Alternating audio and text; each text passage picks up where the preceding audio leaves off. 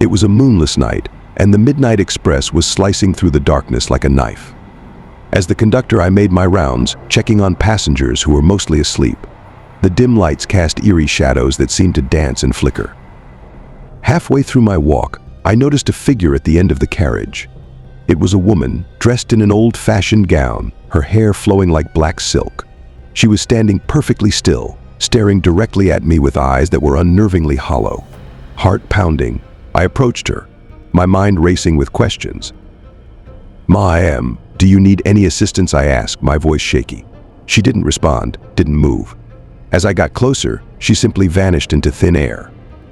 I was left standing there, my breath caught in my throat. Determined to find her, I checked every compartment, but there was no sign of her. I convinced myself it was a trick of the light, perhaps exhaustion playing tricks on my mind. But then it happened again. Night after night she appeared, always at the same spot, always disappearing as I approached. One particularly stormy night, as the train rattled through a tunnel, the lights flickered, and there she was, right in front of me. This time she spoke. Her voice was a whisper, barely audible over the clatter of the train. "Help me," she said, her words sending chills down my spine. And then, just like that, she was gone. Desperate for answers, I delved into the train's history and discovered that years ago, a woman had tragically died on this very train. She was believed to be searching for peace, and I had become her unwitting confidant. The passengers spoke in hushed tones about the ghostly woman, each recounting their own encounters with her spectral presence. To this day, I dread the midnight shift, fearing the moment I'll see those hollow eyes once more.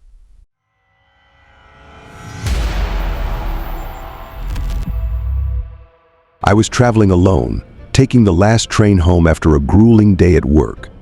The station was eerily deserted, a heavy silence hanging in the air. As I waited on the platform, I noticed an old man sitting on a bench, his eyes fixed on the tracks.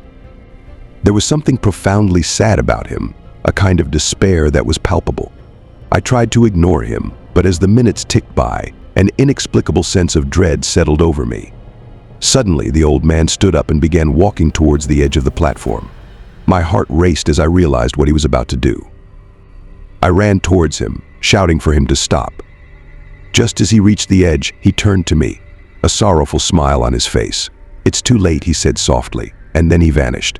I was left standing there, my mind reeling. The train arrived, and I boarded in a daze, trying to make sense of what had just happened. As the train pulled away, I looked back and saw the old man sitting on the bench again, his eyes still filled with that haunting sadness. It was as if time had rewound itself. Later, I learned that the station had a dark history. Years ago, an old man had committed suicide on that very platform. His spirit, tormented and lost, was said to linger there, reliving his final moments over and over.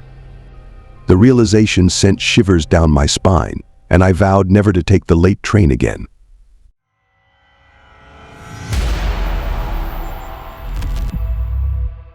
A group of friends and I decided to take a cross-country train trip, eager for adventure and a change of scenery.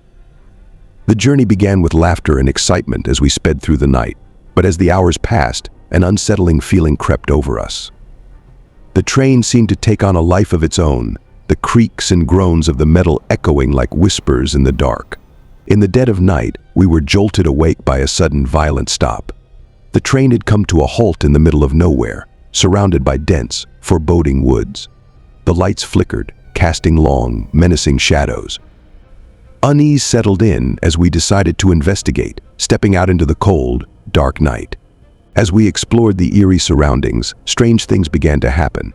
We heard disembodied voices whispering our names, saw fleeting figures darting between the trees, and felt an overwhelming sense of dread.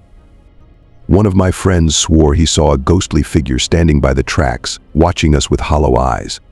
Panicked, we rushed back to the train, but the haunting continued. The doors slammed shut on their own, and the temperature dropped to an icy chill. It felt like we were being watched, hunted by unseen forces. The train seemed to come alive with malevolent intent, and we were trapped in its grip. When the train finally started moving again, we were relieved, but the feeling of being followed never left us. We later discovered that the area we had stopped in was notorious for its haunted history, the site of numerous train accidents and mysterious disappearances. The spirits of those lost were said to roam the tracks, seeking revenge or resolution. We had unwittingly become part of their story, and the memory of that night still haunts us to this day. 3 tales of terror, 3 unforgettable journeys into the unknown. As you travel on your next train ride, remember these stories and the shadows that may be lurking just out of sight. Until next time, stay safe and stay scared.